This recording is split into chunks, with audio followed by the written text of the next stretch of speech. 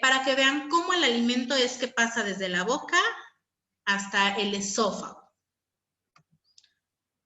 ¿Logran ver el video? No tiene ningún audio.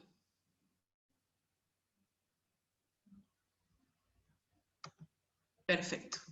Entonces el alimento entra a nuestra boca, hacemos un selle labial, se cierran los labios y empezamos a la masticación, movimientos rotatorios de la mandíbula y de la lengua. Vean cómo se mueve esa lengua cuando comemos.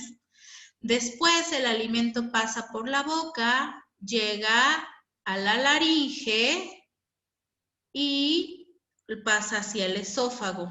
Ustedes van a poder observar, lo voy a poner otra vez. A esta altura, esto amarillo que ustedes ven aquí es el alimento y es una imagen como si la estuviéramos viendo de lado, ¿sí? El alimento, la lengua lo empuja. Aquí arriba tenemos algo que se llama paladar, que se sube y es el que permite que el alimento no se nos pase a la nariz o el agua no se nos pase a la nariz. Se cierra esta puerta o esta válvula y deja pasar el alimento hacia la orofaringe.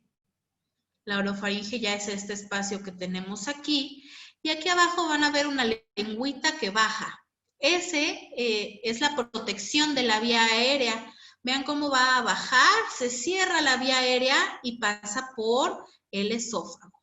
Tenemos dos conductos. Por la parte de atrás tenemos el conducto donde pasa el alimento, que es el esófago, y por adelante tenemos la vía aérea. Aquí ya empieza la tráquea. Entonces vean el espacio por donde comemos y por donde respiramos, es muy pequeño. Entonces, ya que vieron este video, quiero que vean que la deglución se divide en 4 etapas, ¿sí? La etapa oral preparatoria, la etapa oral de transporte, la etapa faríngea y la etapa esofágica. La etapa oral preparatoria es donde metemos el alimento, lo manipulamos, junto con la saliva se forma un bolo cohesivo, se forma el bolo alimenticio y comienza la siguiente etapa, que es la etapa oral de transporte, donde decidimos tragar el alimento, ¿sí? Posteriormente viene la etapa faríngea, que es la etapa en la que se cierra la vía aérea, protegemos la vía aérea y se abre el esófago para que ahí entre el alimento. Esta etapa faríngea es una etapa muy importante. ¿Por qué? Porque aquí es la etapa donde vamos a direccionar el alimento hacia el esófago o hacia la tráquea. Siempre tiene que pasar hacia el esófago. Creo que a todos nos ha pasado que se nos va chueca la saliva o chueco el alimento y nos hace toser. Eso quiere decir que el alimento se acerca al área por donde respiramos. Y ya por última etapa tenemos la etapa esofágica, que es donde pasa el alimento por todo el esófago, va bajando y se entrega hasta el estómago. ¿Ok? Eso es la deglución. Entonces, quiero que vean otra vez e identifiquen las 4 etapas de la deglución. Primero es la etapa oral preparatoria, donde el alimento junto con los movimientos de mandíbula y de lengua, vean toda la coordinación que necesitamos para poder hacer un bolo cohesivo. ¿Sí? Etapa oral de transporte. Ahí empieza la etapa faríngea, donde se cierra la vía aérea, y después la etapa esofágica. Espero que con esto hayan entendido cómo es la deglución, ¿sí? Es importante que ustedes conozcan la fisiología y cómo funciona el paso del alimento para entender cuando algo no esté bien. Entonces, estas 4 etapas, hay médicos especialistas que ven estas etapas. Las primeras 3, aquí en México, las evalúa o las diagnostica el médico foniatra, ¿sí? El foniatra o el área de la foniatría es el área que diagnostica y posteriormente canaliza hacia nosotros para poder rehabilitar la deglución. Y ya la etapa esofágica, ya cuestiones ya de el paso por el esófago, lo tendría que ver el gastroenterólogo. Ojo, en México tenemos esta parte del diagnóstico por el médico y el tratamiento por el terapeuta, pero en algunos países de América Latina están los fonoaudiólogos, más adelante voy a hablar sobre ellos. Entonces, aquí, esta imagen se me hace muy importante para que ustedes comprendan más a fondo por qué la protección de la vía aérea. Si ustedes ven, esta imagen de aquí abajo es un dibujo, ¿sí? Estas pliegues blancos que ustedes ven aquí son las cuerdas vocales, las que producen nuestra voz. Cuando están abiertas es que estamos respirando, pero cuando hablamos o cuando deglutimos, se cierran para impedir el paso del alimento hacia la vía aérea. Entonces, ya esta imagen de acá arriba es una imagen real. Es como si metiéramos una cámara y estuviéramos viendo eso desde arriba. ¿Sí? Vemos eso desde arriba, entonces, hacia abajo, este punto oscuro que ven ustedes aquí es la tráquea. ¿Ok? ¿Por dónde pasa el alimento? El alimento se va a abrir y cerrar el esófago por este pequeño espacio que tenemos aquí.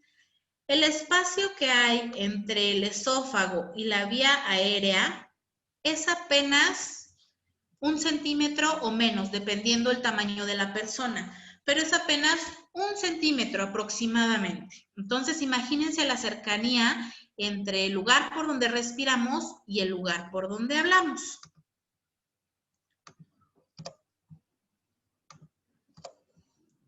Entonces, cualquier alteración, cualquier problema para poder comer, desde una modificación en la estructura de que, híjole, no tengo dientes o la lengua la tengo con alguna parálisis, hasta algún problema en la coordinación o en la fuerza de los músculos de la deglución, estaríamos hablando ya de una disfagia. La disfagia es cualquier problema para comer, ¿ok? En cualquiera de las fases, desde la fase oral preparatoria para masticar el alimento hasta la fase esofágica si el alimento no baja bien.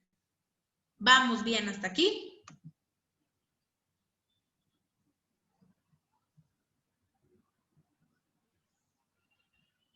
¿Vamos bien? ¿Vamos bien? Perfecto. Gracias, Connie. Entonces, ¿quién puede padecer una disfagia? Hablando de la etapa adulta, normalmente las personas después de un evento vascular cerebral, hablamos de un evento vascular cerebral, una embolia, una trombosis, una hemorragia, cualquier alteración cerebral, eso puede ocasionar una disfagia.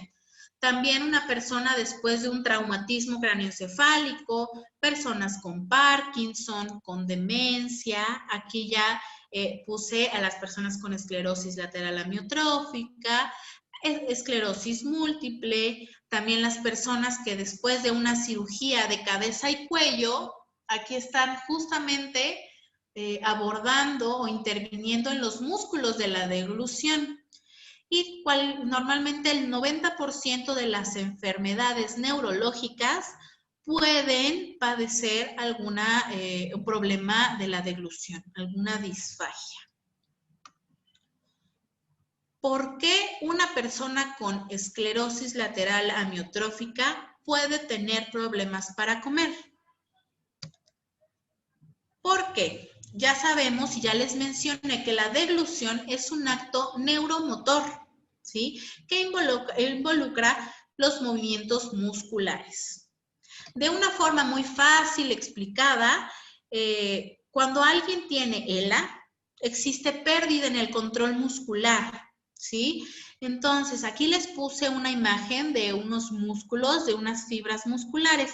Estos como popotes o pajillas que ven aquí, estaríamos hablando de cada fibra muscular.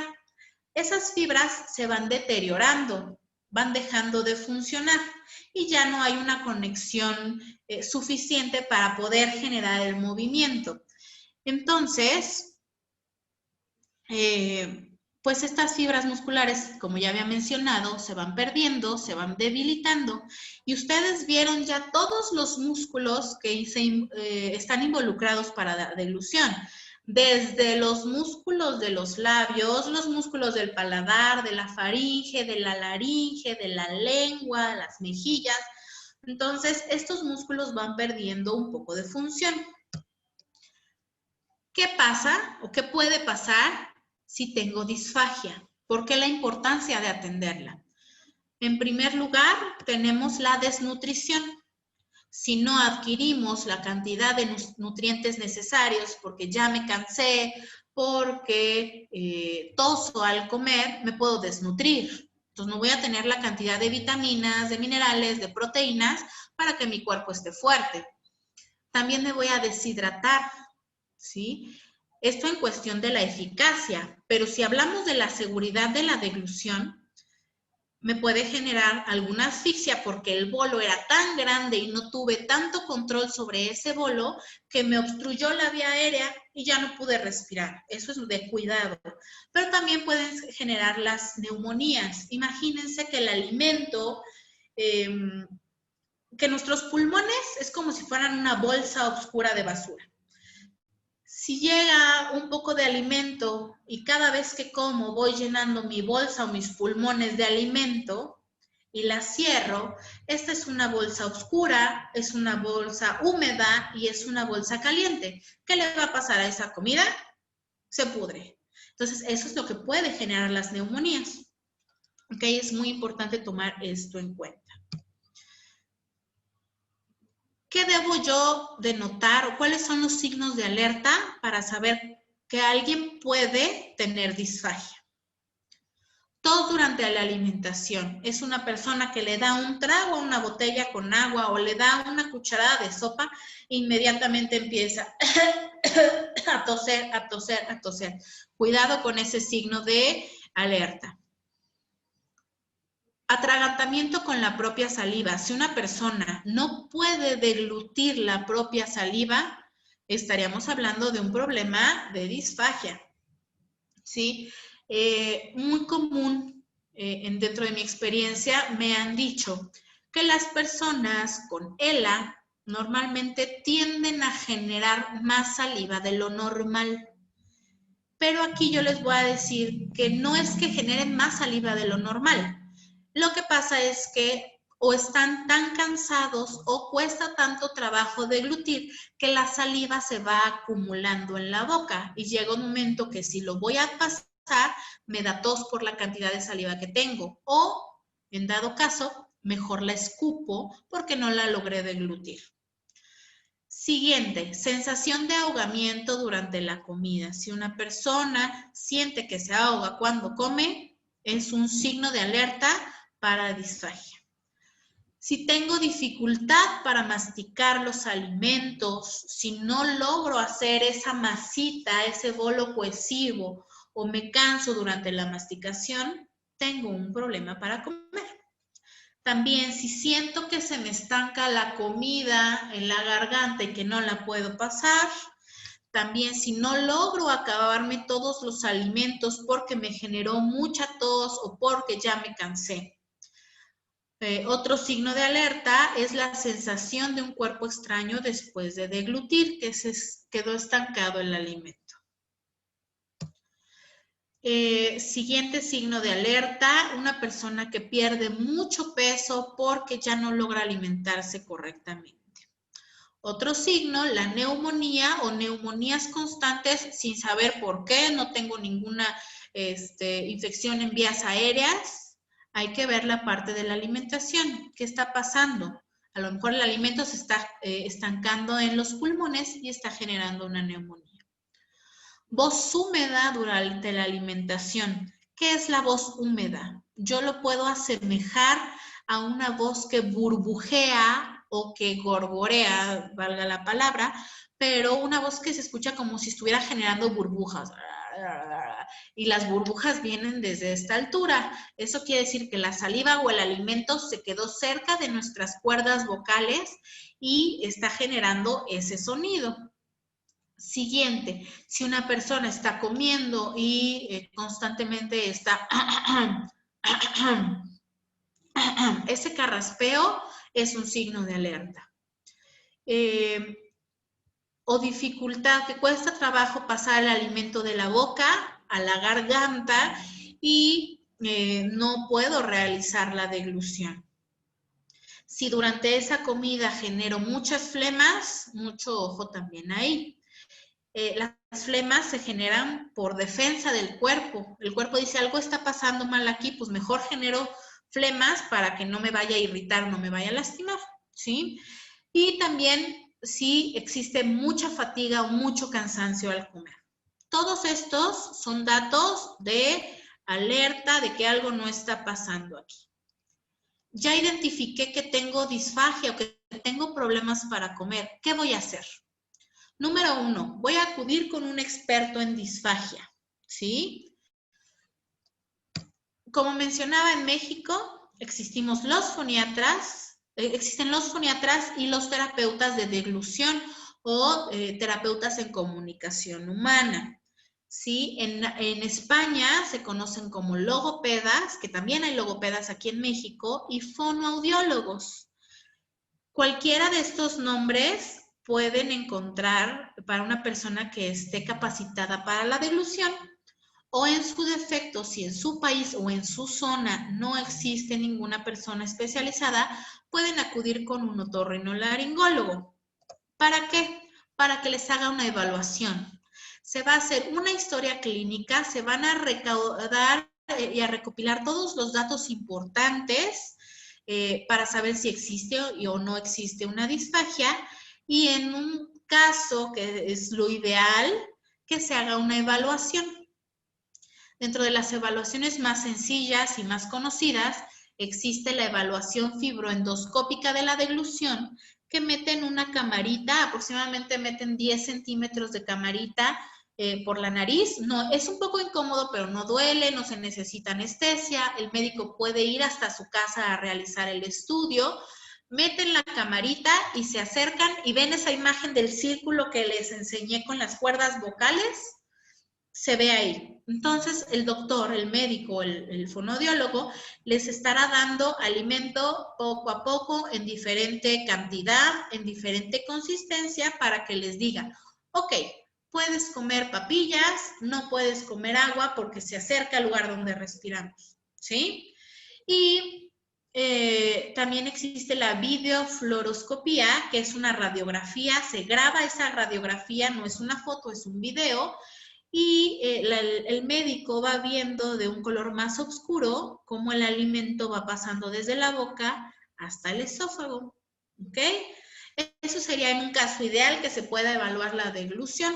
Si no hay evaluaciones clínicas donde se empieza a dar de comer a la persona diferentes cantidades, diferentes consistencias, para ver cuáles les generan estos signos de alerta.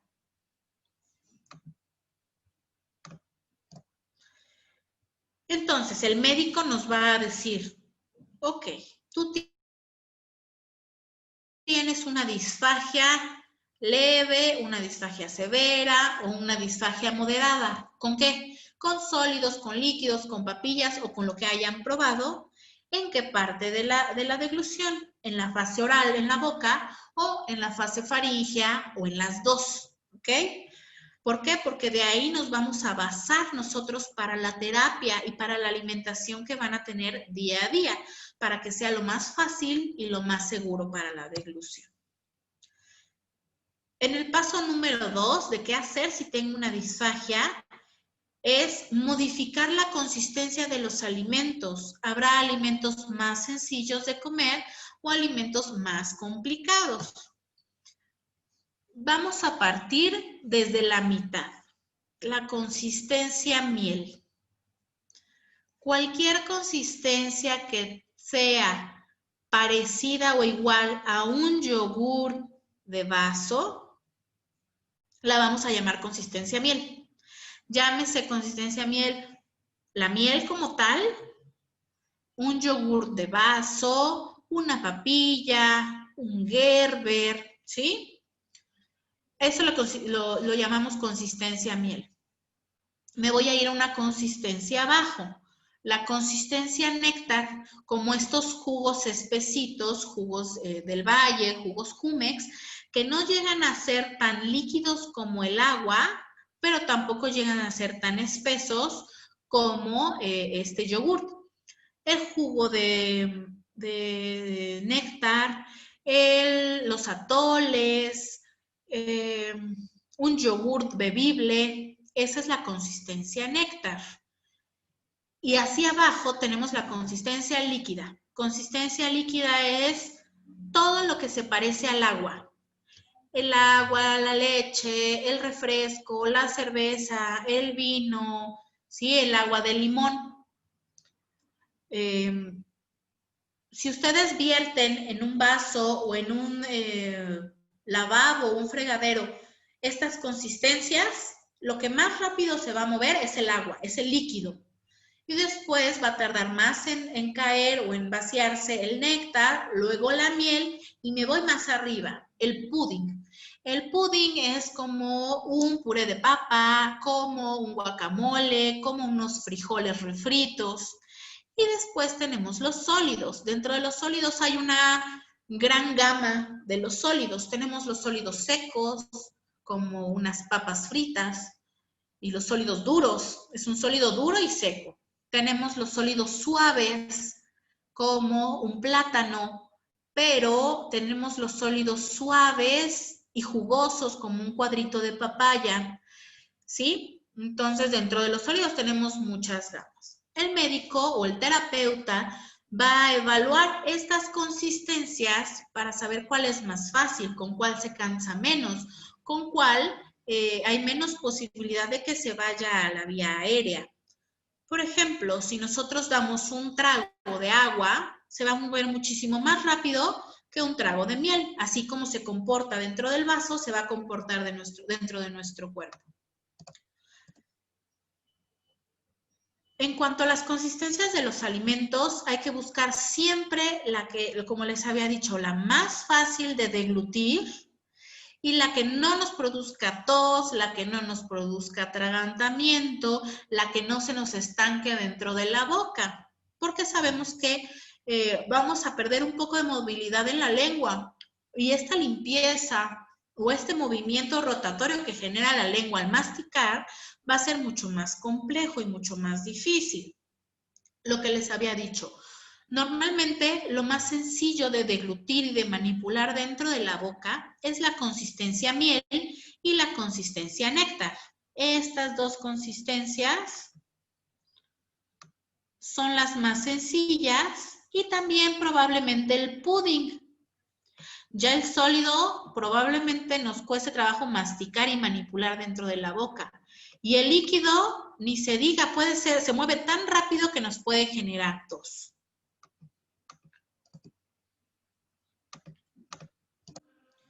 Entonces, consistencias sencillas de deglutir como el jugo de frutas, como el yogur de vaso, el yogur bebible, un atole, una cremita, no sé, de calabazas, de zanahoria, de verduras, y un puré de papa, cosas más espesas, alguna natilla. Ahora, yo les había dicho, es importante la hidratación. Si no puedo tomar el agua, ¿cómo me voy a hidratar? Existen estos espesantes especialmente para los líquidos. Yo le echo a una tacita con agua el espesante, lo revuelvo, lo dejo esperar y se vuelve una consistencia que no se mueve tan rápido y que puede hacer que no me haga toser. Casi todos los alimentos se pueden modificar para una disfagia, ¿sí? Quiero que vean este video para que les quede más claro cómo funciona un espesante. Este es un espesante que venden en Europa, que venden en Alemania, son alemanes. Es un polvito. Esa cantidad de polvito que no tiene ningún sabor. Se pone al agua, se revuelve. Dejamos 2 minutos, esperamos 2 minutitos y vean cómo ya no se mueve tan rápido el agua. Y con este tipo de espesantes, las personas con disfagia se pueden hidratar lo suficiente y pueden saciar la sed. Eso también es muy importante, ¿no? Saciar la sed. Les voy a decir que no es necesario siempre tener un espesante para los líquidos. También se pueden espesar de una manera natural, de una manera mucho más sencilla, mucho más económica, porque estos espesantes se pueden conseguir en Amazon, en Mercado Libre, pero son un poco caros considerando que va a ser mucho tiempo que los vamos a estar tomando. Entonces, tengo sed, puedo espesar mi agua con papaya, con melón, que sean aguas de fruta fresca, ¿sí? Con sandía, el agua, me he topado que les gusta mucho el agua de pepino con limón, y obviamente esto frío va a generar mucha más saciedad. A lo mejor no puedo tomar leche, no puedo tomar café, pero me puedo hacer un atole de chocolate o me puedo hacer un atole de café, ¿sí? Aquí viene mucho de la imaginación de los familiares. ¿Cómo voy a poder de una manera natural poder espesar el agua? ¿Por qué? Porque recuerden, el agua se mueve muy rápido y es lo que más fácil se puede ir a nuestra vía aérea y generar una neumonía. Hay que prevenir la neumonía.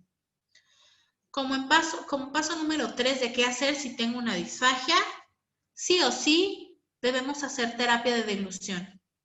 Así como es importante que hagan la terapia física, así como es importante que hagan la terapia respiratoria, sí o sí debemos comenzar la terapia de deglución. Y con la terapia de deglución vamos a seguir ejercitando la voz y el habla también, que también se va deteriorando. Entonces, ¿cuál es el objetivo de la terapia de la deglución? Mantener el funcionamiento de estas fibras musculares de las que ya hablamos, pero en especial vamos a trabajar con las fibras musculares que no han perdido fuerza, que no han perdido movimiento, ¿sí? Con el objetivo de seguir alimentándonos por la boca y lograr una correcta limpieza de secreciones. Si yo toso y saco una flema o genero mucha saliva, que con la terapia de deglución voy a lograr que pueda limpiar estas secreciones y que pueda seguirme alimentando. Aquí puse 3 preguntas de las más frecuentes que me hacen con la terapia, para la terapia de la deglución. ¿En qué momento es importante iniciar con la terapia de deglución? En el momento en que empiezas a tener síntomas, dificultad para deglutir, o en el momento en que sean diagnosticados con el padecimiento. Recuerden que hay varios tipos de ELA, hay unos que comienzan precisamente con problemas para hablar o problemas para deglutir, pero hay otros que empiezan por las piernas o por las manos. En cualquiera de los 2 casos es importante desde un inicio comenzar con la terapia. ¿Necesito terapia aunque ya no coma por la boca? Sí, sí es importante seguir con tus ejercicios de terapia para que te puedas deglutir o puedas tragar esa saliva que sigues generando. La saliva se sigue generando aunque ya no comas por la boca. Entonces, para evitar o para retrasar la colocación de la traqueostomía, necesitamos generar ejercicios y movimientos constantemente para poder limpiar la saliva y las secreciones. ¿Ok? ¿Cada cuánto debo tener mi terapia de deglución? Esto es muy variable. Depende de muchas cosas. Por ejemplo, hay personas que deciden tener su terapia de deglución, que vaya el especialista a brindar la terapia de deglución todos los días. Esto cuando uno es diagnosticado sí sería lo ideal, Y aquí podemos aplicar electroterapia. La electroterapia son unos electrodos que se colocan a la altura de la laringe que generan que el músculo se esté ejercitando mucho más frecuente. Algo ideal también que yo podría recomendar son 2 o 3 veces por semana para estarnos ejercitando. También podemos utilizar electroterapia y también les recomiendo que podría ser una vez por semana o una vez por semana. Una vez por semana, cuando, pues depende mucho del tiempo del terapeuta, depende mucho de si se fatiga con las terapias o si no se fatiga con las terapias. Una persona que se fatiga demasiado con los ejercicios, yo recomiendo que el terapeuta vaya una vez por semana. ¿De qué depende? De la cuestión económica, si tienen un seguro médico, si no tienen seguro médico, si hay alguien que pueda costear las terapias, si los electrodos para la electroestimulación, adelante. Si es diario o 2 o 3 veces por semana o una vez por semana, sería lo ideal. Pero, muy importante, los ejercicios, vaya o no vaya el terapeuta, tienen que ser todos los días para mantener las fibras musculares activas. Es como ir al gimnasio, yo siempre lo he dicho, es como ir al gimnasio. Si voy una vez a la semana al gimnasio, pues no me va a servir de nada, ¿verdad? Ni voy a ejercitar, ni me voy a poner más fuerte, ni voy a bajar de peso, ni nada. Entonces, pues si bien es cuestión de la decisión de ustedes, la frecuencia de las terapias, deben saber que todos los días se debe estar trabajando. Por ratitos, no les estoy diciendo que 2, 3 horas de terapia diaria, no. Pueden ser lapsos de 15 minutitos, de 10 minutos durante el día, 2 o 3 veces al día. El chiste es mantenernos activos. Para aquellas personas que o el terapeuta no puede ir a su casa o viven muy lejos o en el lugar donde viven no hay personas que puedan trabajar con ustedes, les recomiendo que tengan o una sesión por Zoom, por videollamada, o que la persona vaya una vez al mes o 2 veces al mes, o cada 2 meses para ir poniendo nuevos ejercicios. ¿Sí? Aquí no recomiendo la electroestimulación porque sería un gasto que no podrían, que no serviría de nada que hicieran ese gasto, si van menos de una vez por semana el terapeuta. ¿Sí? Esta es la electroestimulación, son unos parchecitos que se colocan a la altura de la laringe y generan como toquecitos para generar contracción muscular. ¿Ok? Y como punto número 4 de qué hacer si tengo una disfagia, en el caso en que los alimentos ya no puedan, nos cueste mucho trabajo deglutir o sea peligroso deglutirlos, vamos a buscar alguna vía alterna de alimentación. Esta vía alterna de alimentación, hablando de una sonda, la vamos a usar cuando pase alguno de estos 2 puntos cruciales. 1, cuando no se logren acabar la cantidad de comida y de líquido suficiente para estar nutridos, si lo que como no es suficiente para que mi cuerpo esté sano, debo de buscar una forma para alimentarme, porque si mi cuerpo está débil, no tiene las suficientes proteínas, minerales, vitaminas, mi deterioro va a ser muy rápido. Entonces, ahí es cuando debo buscar una vía alterna de alimentación. O cuando el alimento se acerque a la vía aérea y podamos tener complicaciones respiratorias. Cuando genero demasiadas flemas y toso y no puedo respirar, ahí hay que buscar alguna vía alterna de alimentación. Hablamos de vía alterna de alimentación. Tenemos varias formas de poder alimentarnos. La primera la más común, la que todos hacemos, es una alimentación vía oral. El alimento entra por la boca. Siguiente forma es una sonda nasogástrica o sonda nasoyeyunal. Es una sonda que se coloca a la altura de la nariz, que llega hasta el estómago o hasta el yeyuno, ¿sí? ¿Cuándo se utiliza esta sonda? Cuando por alguna razón corta, en un periodo corto, no puedo alimentarme por la boca. Si es una persona que se va a rehabilitar y va a salir adelante y ya va a volver a comer por la boca, se recomienda una sonda nasogástrica. También tenemos la sonda de gastrostomía. Es un nombre feo y se ve aparatoso porque es un botoncito, una manguerita que se coloca directamente a la panza. Sin embargo, es mucho menos molesto, mucho menos incómodo y mucho más fácil de alimentar y pasar el alimento que la sonda nasogástrica porque es una sonda un poquito más gruesa. No duele, no molesta y es muy cómoda, ¿ok? Cuando una persona no puede utilizar ni la boca ni el estómago para hacer la digestión, se va a utilizar una vía que se llama vía alimentación parenteral, que se coloca directamente al torrente sanguíneo, pero eso es por otras cuestiones.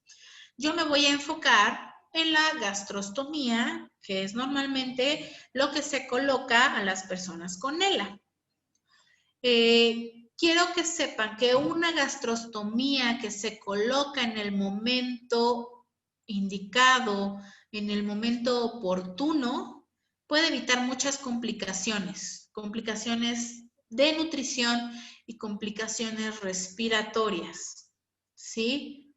Ojo, siempre y cuando la persona esté de acuerdo en que se coloque la sonda de alimentación. Una persona que no quiere colocarse una gastrostomía no se tiene por qué obligar. Es decisión personal de la persona que tiene el problema para comer. ¿Ok? Sí es importante que la deglución al principio de las terapias sí logramos tener avance, pero el objetivo de la terapia es tener un mantenimiento de la alimentación por la vía oral y de la limpieza de las secreciones.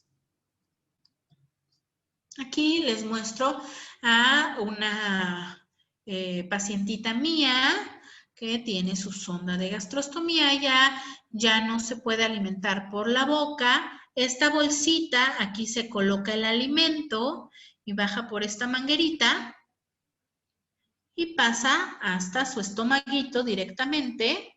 Aquí le están administrando el medicamento.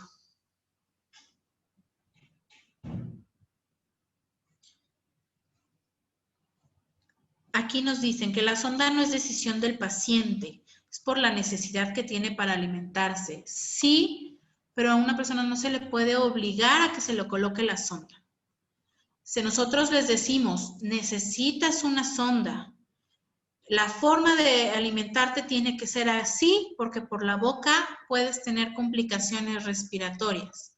Pero el paciente, si no quiere, no se le puede obligar a colocar la sonda. Ahora, colocar una sonda de alimentación de forma oportuna para evitar, es importante para evitar desnutrición, deshidratación, asfixia o neumonías, lo que ya venía comentando desde el principio. ¿Se puede tener alimentación mixta? Sí, es importante que sepan esta parte.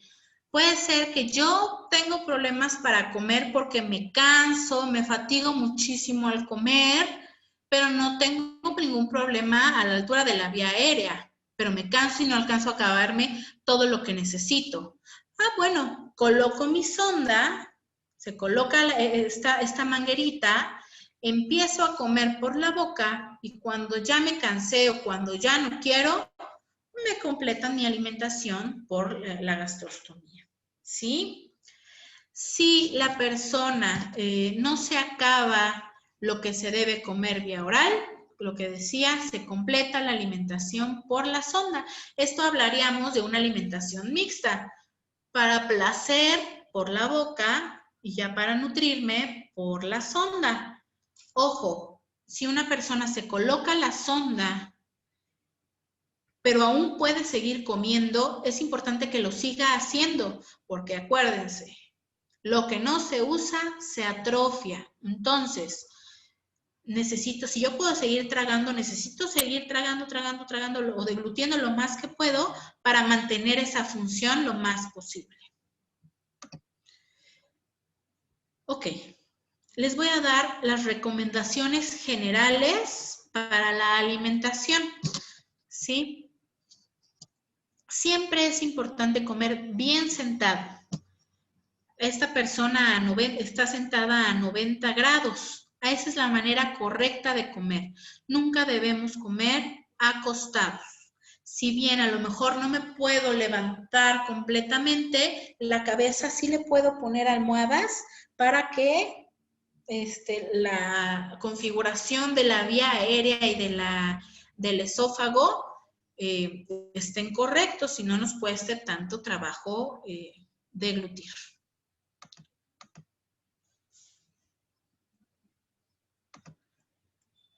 Es importante que comamos siempre bien despiertos, que comamos bien concentrados. Si una persona está dormida, no le voy a dar de comer por la boca porque más fácil nos vamos a ahogar, ¿sí? Hay que esperar a que si es el desayuno, le toca la medicina, me siento bien, me despierto bien, te doy tu medicina y te doy tu alimento. Si la persona que está recibiendo el alimento necesita ayuda, es muy importante que el cuidador esté sentado a la misma altura que la persona que está comiendo. Porque si yo le doy de comer desde arriba, ¿qué va a hacer la persona? Hacer la cabeza para atrás. Y si yo hago la cabeza para atrás, ¡pum!, hago una rampa para que el alimento pase directamente hacia la tráquea. Entonces, tenemos que estar a la misma altura. Un bocado a la vez. Muchas veces por prisa lo que hacemos es, te doy de comer y según yo me distraje y creo que ya te lo comiste y te vuelvo a dar otro bocado.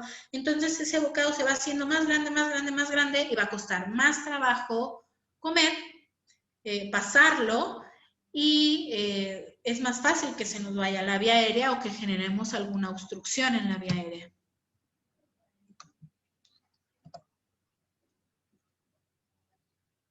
Ya les decía, no llenar la boca con alimento. Es importante no hablar con la boca con alimento y no por educación, sino porque, acuérdense, la vía aérea es el mismo lugar por donde hablamos y el espacio por donde hablamos y respiramos y comemos es muy chiquito. Entonces, para tener mayor manipulación del alimento, no hay que estar hablando.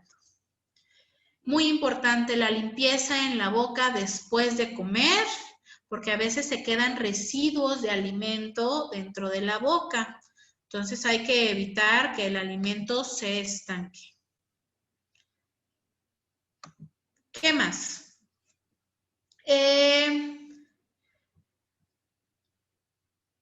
Es importante comer sin distracciones, ¿sí? No vamos a estar viendo la tele cuando comemos, no vamos a estar escuchando el radio cuando estamos comiendo. Me he topado con casos que a veces el perrito o el gatito está subiendo, está pidiendo comida. Hay que evitar todos estos distractores, ¿sí? Otra cuestión importante. Es importante no, o preferible no usar botellas, no usar popotes, porque con el popote no sabemos ni con qué fuerza entró el popote a la boca porque estamos succionando, estamos generando presión negativa, ¿sí? No sabemos ni con qué fuerza ni la cantidad que nos llevamos a la boca.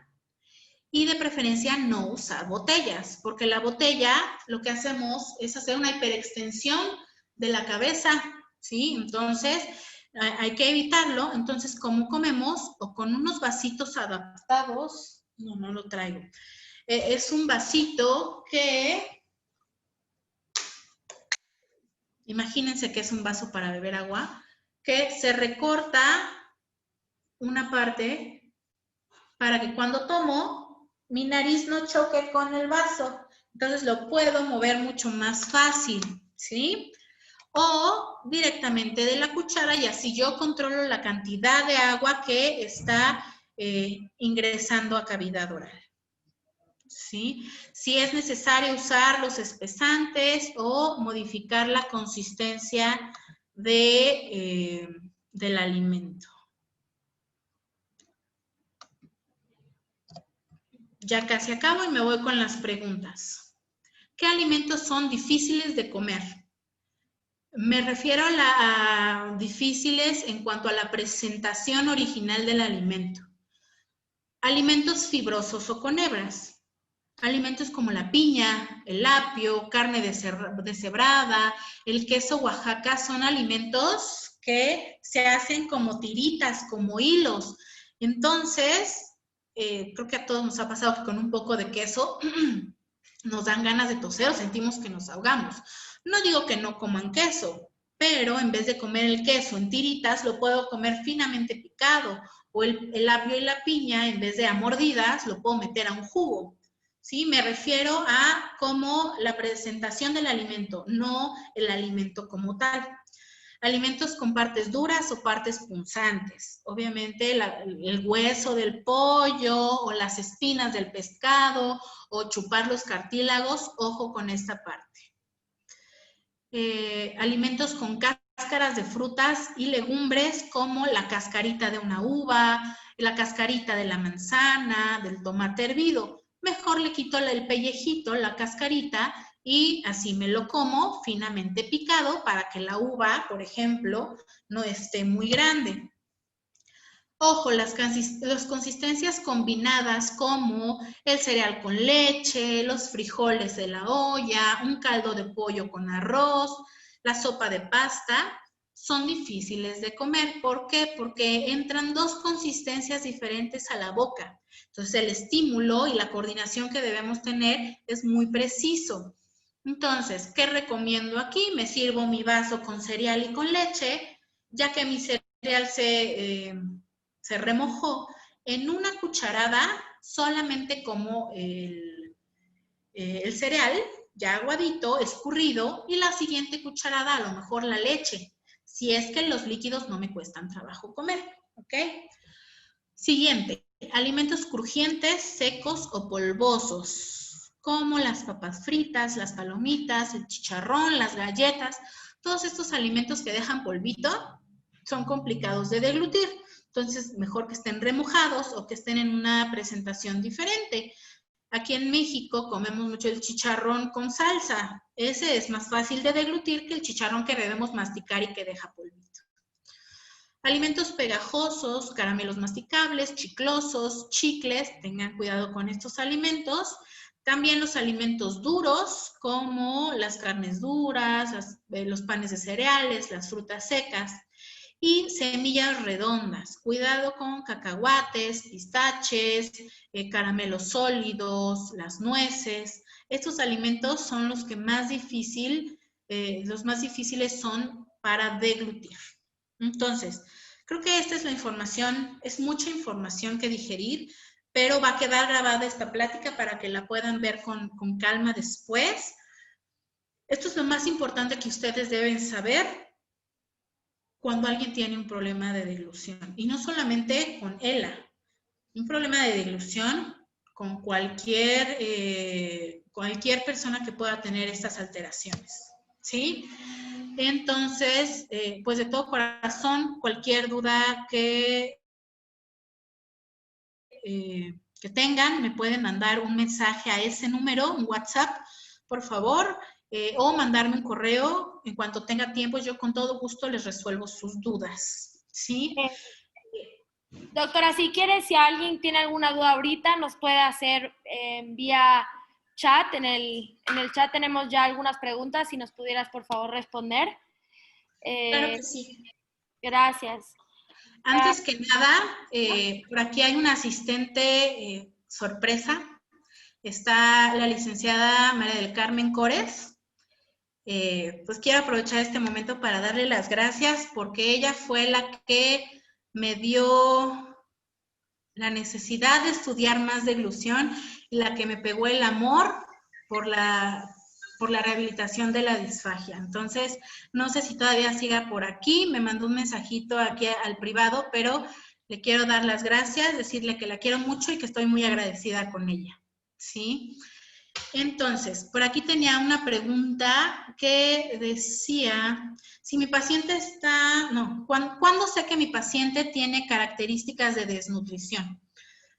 Obviamente empieza a perder peso, lo pueden ver, a lo mejor son personas que no se pesan diariamente o muy seguido, pero vemos que la ropa empieza a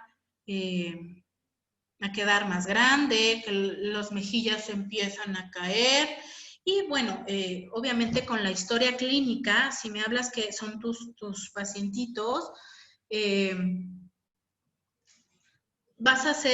van a ver que los familiares que empiezan a comer mucho menos de lo normal. A lo mejor le llevan un plato de sopa y se come la mitad, o de cada porción de alimento que le llevan, cada vez va a ser menor. ¿Sí? También, si mi paciente está muy adormilado por el medicamento, ¿es favorable la alimentación oral?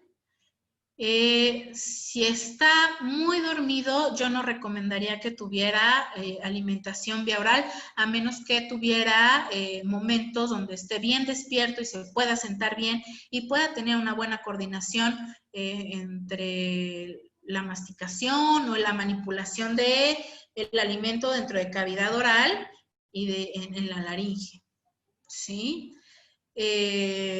Ahí sí yo recomendaría buscar, a lo mejor se puede hacer una alimentación mixta, donde cuando esté muy adormilado, muy somnoliento, se pueda colocar el alimento vía sonda gástrica, por gastrostomía, y ya cuando esté despierto y por placer, por gusto, se pueda tener alimentos por la boca. A veces es muy importante también esta vía alterna de alimentación para que puedan administrarse los medicamentos en tiempo y forma. Ok.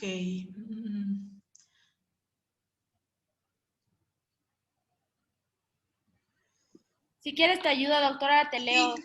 Vanessa pregunta, hoy le dijeron a mi mamá, el especialista para la gastrostomía, que no se le puede hacer.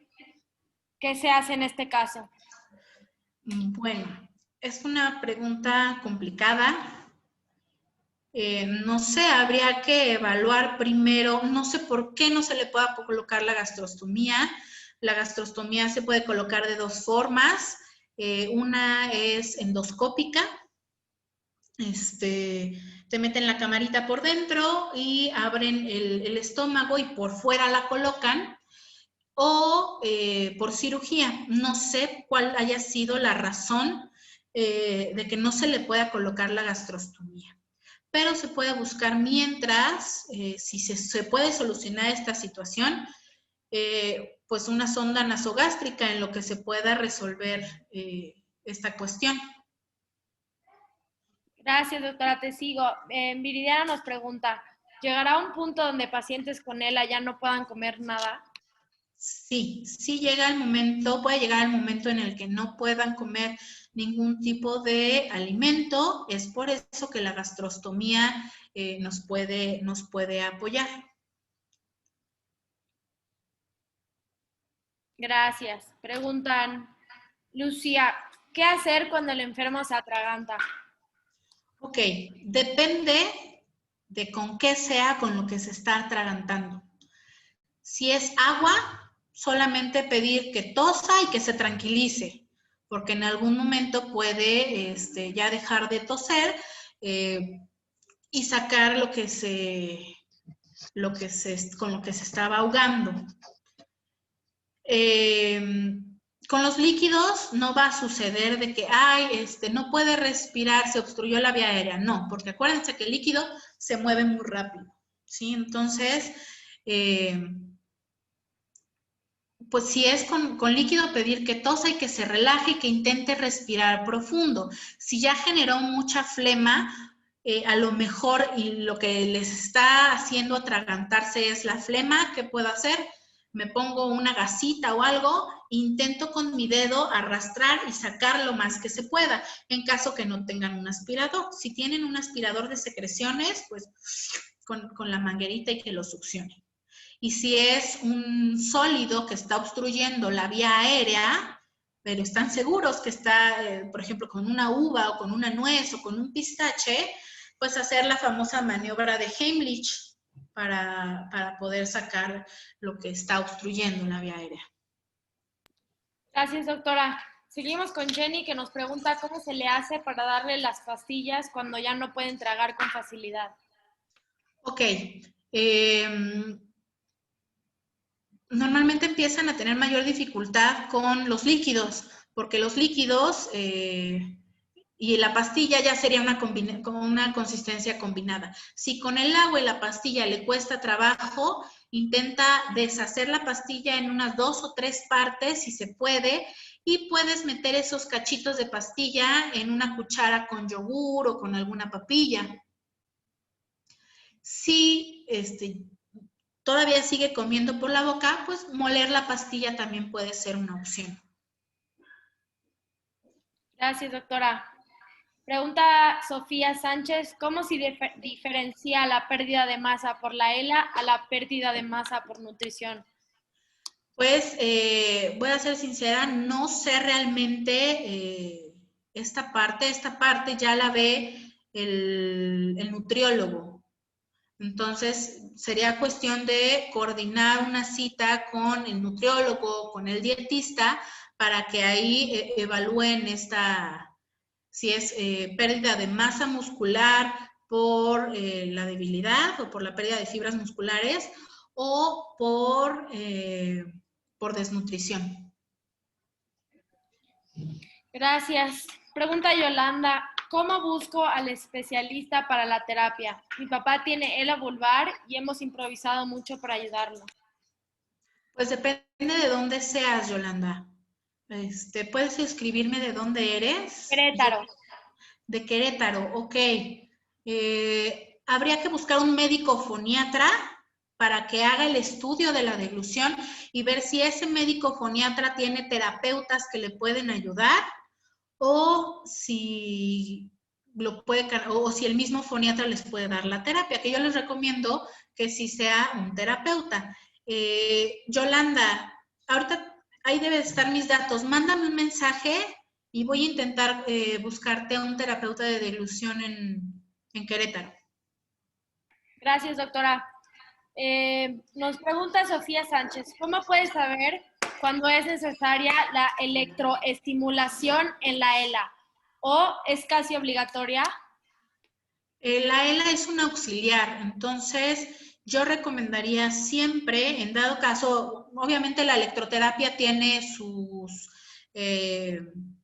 a las personas que sí se pueden utilizar, pero también tiene su lista de las personas que no se pueden utilizar. ¿Cuándo no es recomendable la electroestimulación? Cuando no están conscientes al 100% y no pueden explicar qué es lo que sienten, cuando hay lesiones a la altura del cuello, hay cicatrices, cuando hay un cáncer en laringe o cerca de la cavidad oral de la laringe, no es recomendable la electroestimulación, pero para todos los demás casos sí se puede recomendar. Es por eso que la evaluación principal donde se recogen todos los datos es donde se va a saber si se puede o no se puede la electroestimulación. Gracias, doctora. Pregunta Vanessa, si es recomendable el Ensure.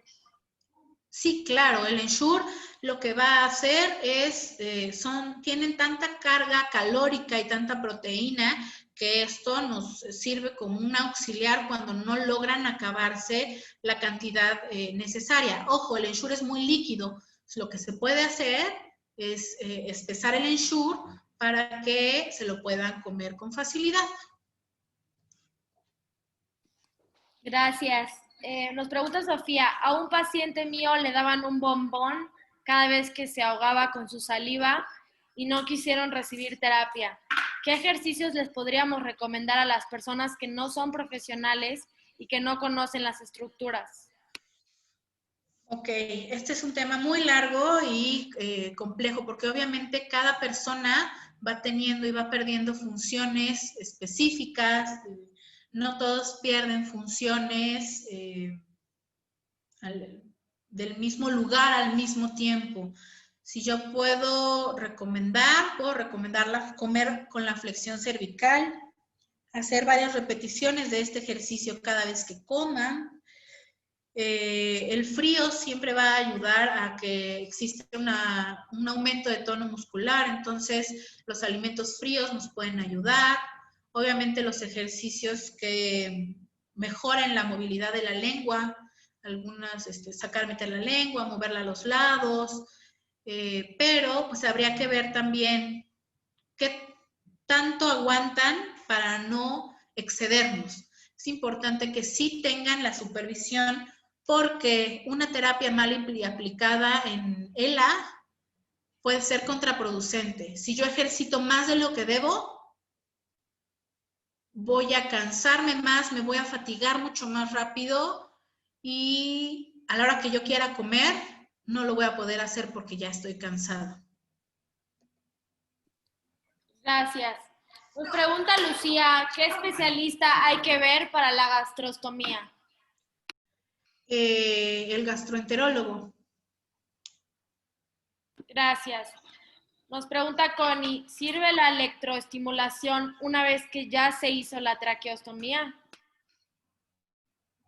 Sí, sí, sí, sí. La terapia de deglución y la electroestimulación nos va a ayudar siempre. ¿Por qué? Porque, como ya les decía, aunque tenga la traqueostomía, necesito yo ser capaz de poder deglutir la mayor cantidad de saliva posible. Entonces, si pueden seguir con la electroestimulación y con la terapia, adelante. Gracias, doctora. Hemos finalizado con las preguntas. Si me permites, voy a poner una imagen de unos Ensures para que puedan ver cuáles hay en el mercado. Ay, poquito, ya. Gracias. ¿Ya lo pueden ver?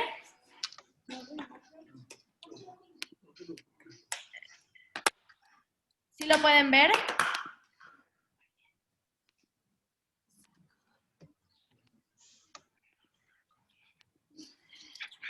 Aquí pueden tomarle foto. De todos modos, al terminar esta plática, recuerden que siempre compartimos en la plataforma la grabación de la misma, pero aquí les pongo algunos espesantes que pueden encontrar para que puedan ver. Hay maicena, hay Entelex, hay Resource y hay el Thicket que salió igual en la presentación de la doctora. Buenas tardes a todos. Quisiera agradecer a la doctora Eloísa, que siempre nos da unas pláticas maravillosas, súper visuales, que ayudan mucho a entender esta parte tan complicada de lo que es la deglución. Gracias, Elo, por siempre estar con nosotros. ¿Me oye? Sí, sí, sí, no te quería interrumpir, pero gracias a ti por la invitación. Sí. Estoy de verdad en el momento en el que necesiten, a sus órdenes. Oye, Elo, yo te tengo una pregunta. Tenemos algunos pacientes de provincia que no consiguen especialista para la deglución en el lugar donde viven. ¿No se puede dar algún tipo de terapia por Zoom? Y bien, a lo mejor que tú capacites a su cuidador a que le ponga estos ejercicios semanales de los que hablas. Sí, sí lo he hecho. De hecho, tengo ya varias personas a las que estoy atendiendo por Zoom. Obviamente no es lo ideal, porque hace falta mucho el contacto físico para poder dar los ejercicios, pero sí se puede empezar a dar un programa a casa y con gusto, si quieren, los que estén interesados, igual y hasta podríamos hacer un grupo para terapia. Perfecto. Perfecto, pues estaría bien porque te digo, no todos tenemos la oportunidad y ahorita también con la complicación de la parte presencial.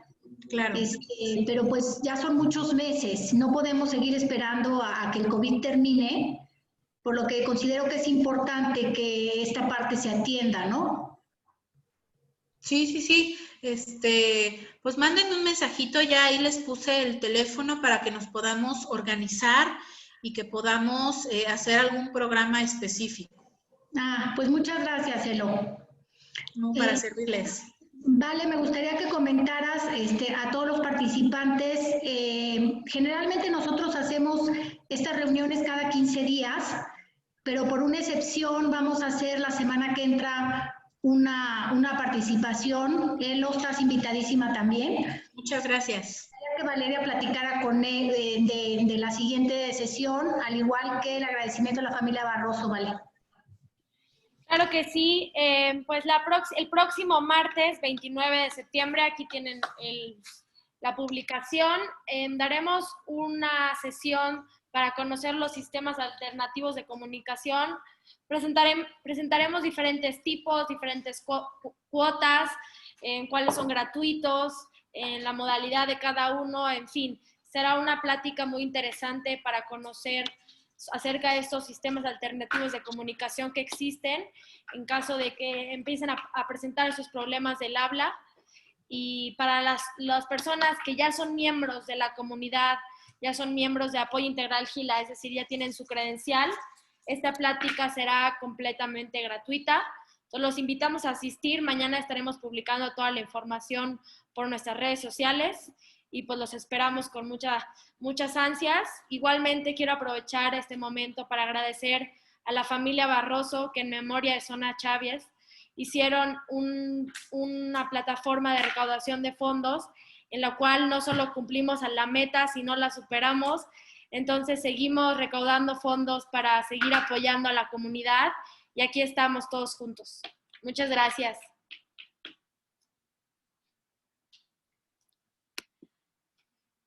Estaremos compartiendo la plática durante la semana. Muchas gracias, doctora, nuevamente por esta gran información.